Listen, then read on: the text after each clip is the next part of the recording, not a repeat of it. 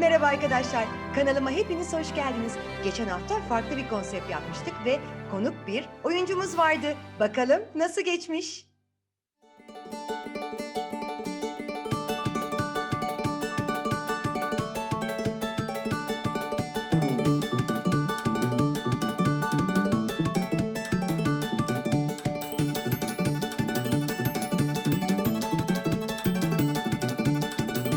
Evet, işte bu haftaki masal.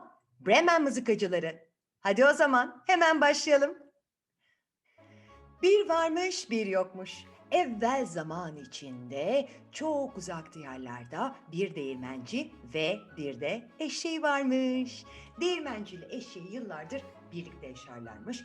Eşeği ne yaparmış? Tabii ki onlar buğday alıp buğdayları taşımak gerekirmiş değirmene.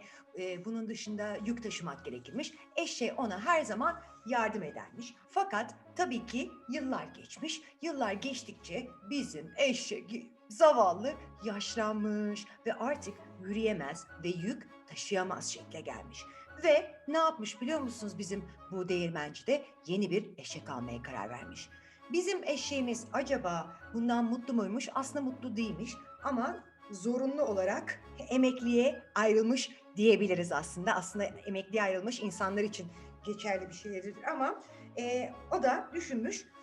Eğer demiş ben artık çalışmazsam ne yapabilirim? Hobilerimi yapabilirim.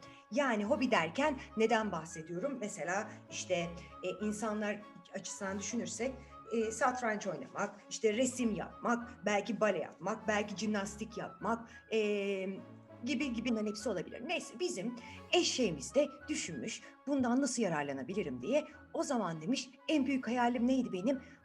Bremen'e gidip bir sokak çalgıcısı olmak. Yani bir müzisyen olmak. Alırım elime mızıkamı wing wing wing wing wing şeklinde çalarım. Hem orada para kazanırım hem de istediğim bir şeyi gerçekleştiririm diyerek ne yapmış? Karar vermiş Bremen'e doğru yola çıkmaya. Ve gitmiş Bremen'e. Yürümüş, yürümüş, yürümüş. Tabii çok uzak bu arada. Bremen neresi biliyor musunuz bilmiyorum. Almanya'da bir şehir. Hatta bu Bremen mızıkacılarının orada bir heykeli var. Yani eğer bir gün giderseniz bu şehre orada görebilirsiniz. Neyse bizim eşeğimiz gitmiş, gitmiş, gitmiş, gitmiş, gitmiş, gitmiş, tamam mı? Arada çok uzun bir yol. Birdenbire bir bakmış bir çiftlik. Çiftliğe gitmiş. Çiftliğe geldiğinde birdenbire orada ileride bir köpek görmüş. Anlamamış. Böyle köpek nasılmış biliyor musunuz? Böyle uyuyor, hörlüyor, hafif tombul. Tombul, hiçbir şey yapmayan bir köpek. Anlam verememiş, tamam mı? Ve onun yanına gitmeye karar vermiş. Gitmiş, hemen yanına gitmiş ve ona sormuş. Demiş ki, köpek kardeş, ne yapıyorsun sen burada? Neden böyle yatıyorsun? Senin işin gücün yok mu?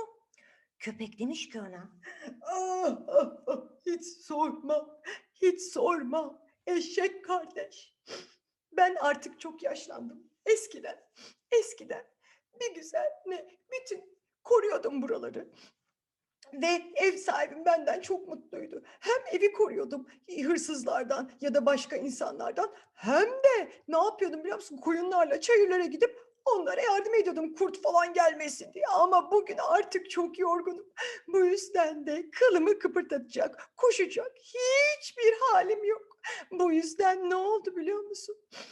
Ev sahibim yine bir köpek almaya, yavru bir köpek almaya karar verdi. Bu yüzden de ne yapacağımı bilmiyorum. Bizim eşek demiş ki ona, bir dakika, benim bir fikrim var.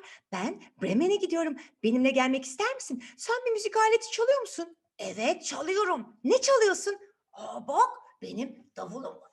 Ben arada bir çalarım. Süper. Ben de Bremen'e gidiyorum. O zaman sen de benimle gel. Beraber orada istediğimiz her şeyi yapabiliriz. Hem şarkı söyleriz, hem müzik çalarız. Belki bir orkestra kurarız. O da süper fikir der ve beraber yola koyulurlar. Nereye doğru? Tabii ki Bremen'e. Ve tabii ki bizimkiler Bremen'e doğru ilerliyorlar. İkisi birlikte. Arada tabii ki arkadaş oluyorlar. Ve giderlerken bu sefer ne oluyor tabii ki? Yürüyorlar, yürüyorlar, yürüyorlar. Farklı bir yere geliyorlar. Bu sefer farklı bir çiftlikler. Dediğim gibi Bremen çok çok uzun çünkü. Farklı bir çiftliğe geliyorlar.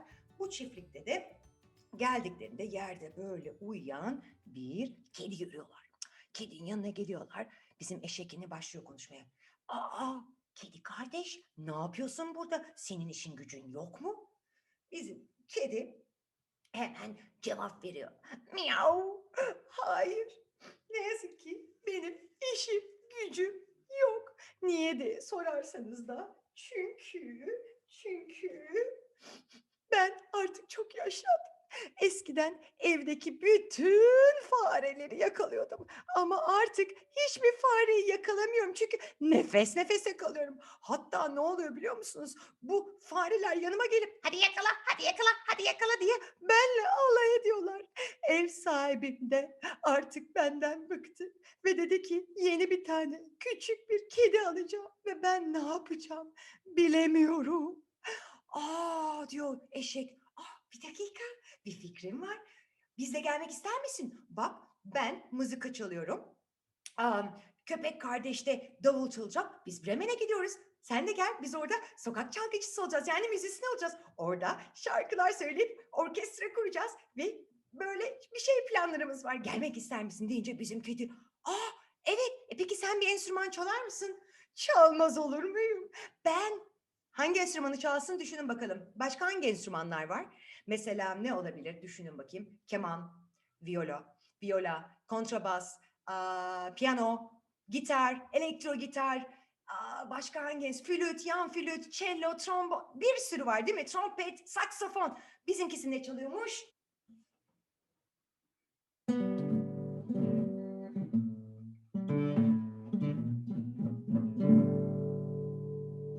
Harika gitar çalarım. Sen de bizle geliyorsun ve beraber gidiyoruz tamam mı Bremen'e? Ve bizimkiler tabii ki yine yola çıkarlar ve başlarlar yine ormanda gitmeye. Böyle bu arada sohbet ediyorlar. Çok güzel arkadaş oldu hepsi birlikte.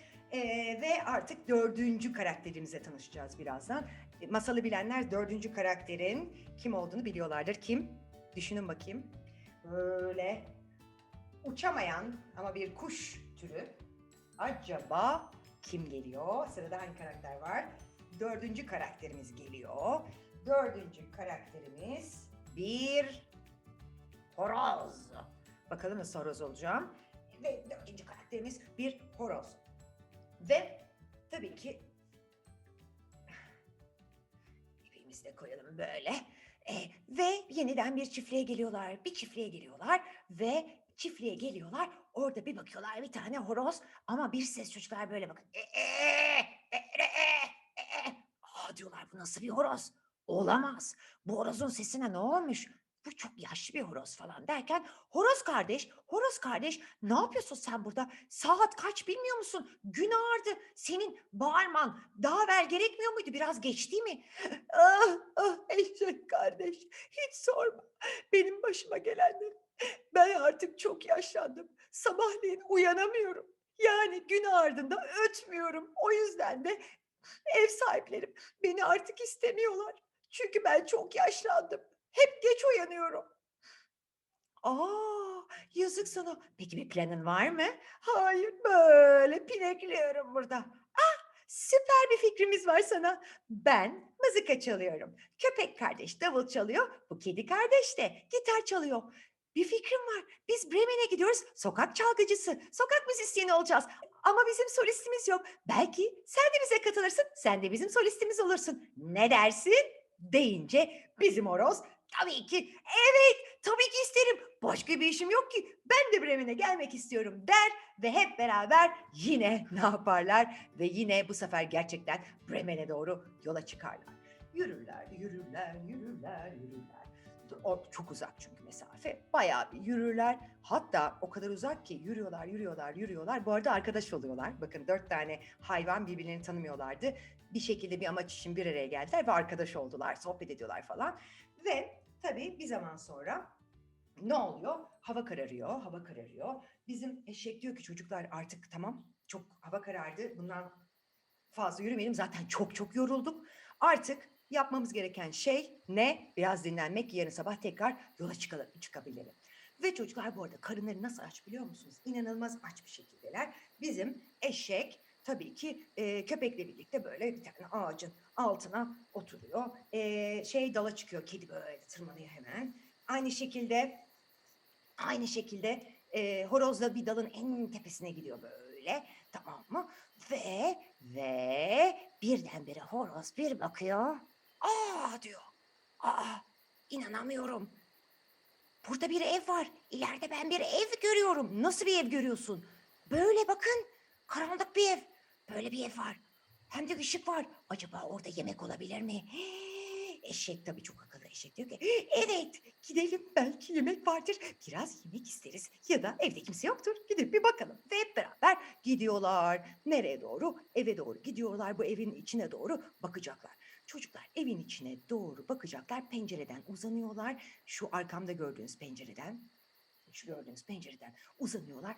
Etraf biraz karanlık, yemekleri bir görüyorlar. Bakın.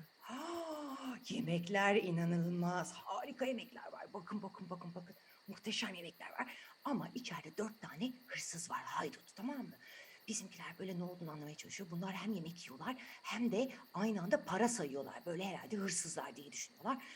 Eşek diyor ki nasıl gireceğiz içeri? Ne yapmamız gerek derken bir tanesi diyor ki onları korkutalım. Korkutursak o zaman belki kaçıp giderler, biz de yemekleri yeriz derken plan yapıyorlar. Nasıl korkutabiliriz? Nasıl korkutabiliriz diye eşek diyor ki tamam ben buldum. Şimdi ben bu ön ayaklarımla böyle şu arkada gördüğünüz pencereye yaslanacağım. Köpek sen benim üstüme atlayacaksın, üstüme çıkacaksın. Kedi sen köpeğin üstüne tırmanacaksın. Horoz sen de kedinin üstüne konacaksın, tamam mı? Ve aynı anda birazdan başlayacağız bağırmaya.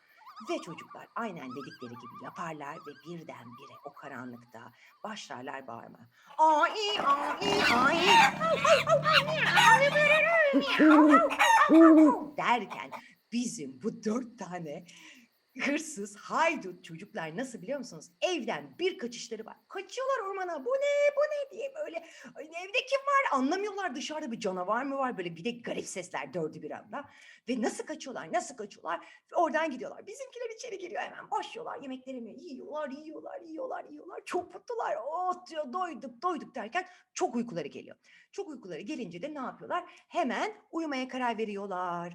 Tabii ki bizim kedi ne yapıyor? Bizim kedi sıcak olan yere şurada gördüğünüz şömineye yatıyor böyle yanına ısınıyor. Köpek diyor ki ben etrafı yine kollamam gerekir. O yüzden diyor ben şeye gideyim. Kapının önü içinde böyle kapının içinde bekleyeyim diyor. Bizim eşek ne yapıyor? Yok diyor ben dışarıda ben dışarıyı daha çok severim. Kapının dışında bekleyeceğim. Horoz da ne yapıyor? Horoz da diyor ki ben de diyor damda konacağım ve orada uyuyacağım. Ve hepsi uyumaya karar veriyorlar ve ışığı kapatıyorlar. Ve böyle karanlıkta onlar uyuyor. Tamam mı? Ama tabii bu sırada ne oluyor? Bizim adamlar ormanda. Neredeler? Ormana kaçtılar. Aralarında kıyamet kopuyor. Neydi o? Ne biçim seslerdi? Ben hayatımda böyle bir şey görmedim. Ödüm patladı falan derken bir tanesi diyor ki anlamadım. Yani biz onlara mı vereceğiz eve? Kimmiş onlar diyor. Gidip bakalım. Bir tanesi diyor ki ben hayatta gitmem. Diğeri diyor ki ben de gitmem korkuyorum. Ben böyle hayatıma böyle bir ses duymadım. Diğeri diyor ki ben de gitmem derken akıllının biri diyor ki en çok kim korkuyor? Biri diyor ki ben. İyi süper. O zaman sen gidiyorsun. Anlamadım. Niye ben gidiyorum? Çünkü en çok sen korkuyorsun. Şimdi bak korkunu yenmen için üstüne gitmen gerekir. Bir kazanım sağlayacaksın. O yüzden sen git hiçbir şey olmayacak ama bari bu korkunu yeneceksin diyor. Bizim inanan akıllı bıdık gidiyor eve. Eve gidiyor. Eve giriyor. Ev nasıl? Kapkaranlık. Bir geliyor önce tırsıyor tamam mı? Ay, ay burası çok karanlık. Evet çok karanlık. Acaba ışık niye çalışmıyor? Ha diyor. Orada bir şömine var. Orada şöminede galiba ateş görüyorum diyor. Bir parça kağıt alıyor, elini uzatıyor. Aslında gördüğü şey ne biliyor musunuz? Geceliğin kedilerin gözleri parlar. Bizim kedi bu sesi duyuyor. Gözlerini açıyor böyle. Tamam mı? Bu da bunu ateş sanıyor, kırmızı görüyor. Elini bir uzatıyor bizim kedi çocuklar. Bir tıslıyor. Diye üstüne bir atlıyor. Başlıyor tırmalamaya. Bizimkisi bağırıyor. Başlıyor kaçmaya. Kaçıyor karanlıkta. Bu sefer kapıdan kaçacak ya. Kapıya bir geliyor bizim köpek onu hort diye bir ısırmaz mı ayağından? Diyor. Yine dışarı çıkıyor. Başlıyor ormana doğru koşacak. Kapıdan çıktı. Bizim eşek kapının dışındaydı ya. Bir tekmeliyor onu böyle itiyor tekme iki ayağıyla. Tamam mı? Bizimkisi diyor ve koşuyor. Arkadan da bizim horoz damdan bağırıyor. Gel buraya. diye eşek dedi. Tamam. Bizim zavallı bu adam ormana geri gidiyor. Nasıl biliyor musunuz? Su içinde böyle ne oldu diyorlar, ne oldu, ne diyorsunuz, neler geldi başıma, siz biliyor musunuz, beni gönderdiniz. İçeride kaç kişi var bilmiyorum, 5 mi 6 mı, haydut mu, cadı mı, anlamadım. Ben içeri bir girdim, karanlıktı. İşte o sırada şömineden tam bir şey alacağım, birdenbire bir haydut üstüme saldırdı. Tırnakları uzundu galiba, beni böyle tırmaladı. Sonra ne yaptım? Hemen kapıya koştum. Ama kapıya koştuğumda ne oldu biliyor musun? Diğer haydut ayağımı ısırdı. Nasıl bir insan bu diye söylüyor. Arkadan kapıdan çıktım, tam gidiyorum. Diğer bir haydut da herhalde büyük bir sopa ya da odun aldı. Bir tane arkamdan vurdu. Hani tekmeledi ya bizim eşek. Tamam mı? O öyle algılıyor. Biri de dedi ben dedi kaçarken arkamdan yakalayın beni, yakalayın beni, yakalayın beni diye bağırıyordu. Ki bizim aslında horozumuz şeklinde bağırıyordu. O tabii hepsini birbirine karıştırdı. Dediler ki ne, inanamıyorum, bunlar bu garip, kaç kişi vardı bilmiyoruz, biz buradan gidelim deyip bunlar apar topar nasıl kaçıyor biliyor musunuz?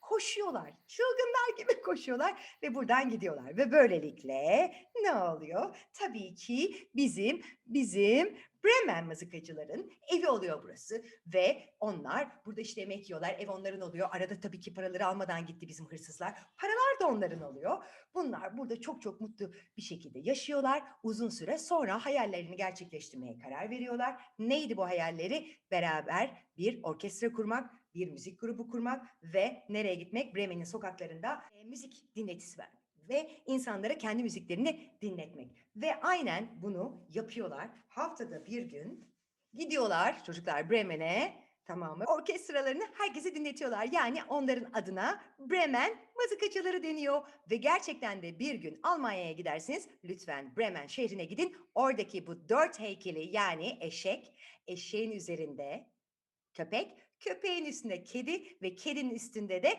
horozun heykelini görebilirsiniz. Evet, masalımız burada sona eriyor. Onlar bu evde mutlulukla yıllarca birlikte yaşıyorlar ve 4 arkadaş olarak yıllarını, günlerini birlikte geçiriyorlar. Bu haftanın da sonuna geldik. Gelecek hafta tekrar yeni masalda görüşmek üzere. Beğendiyseniz lütfen abone olmayı da unutmayın. Hoşça kalın.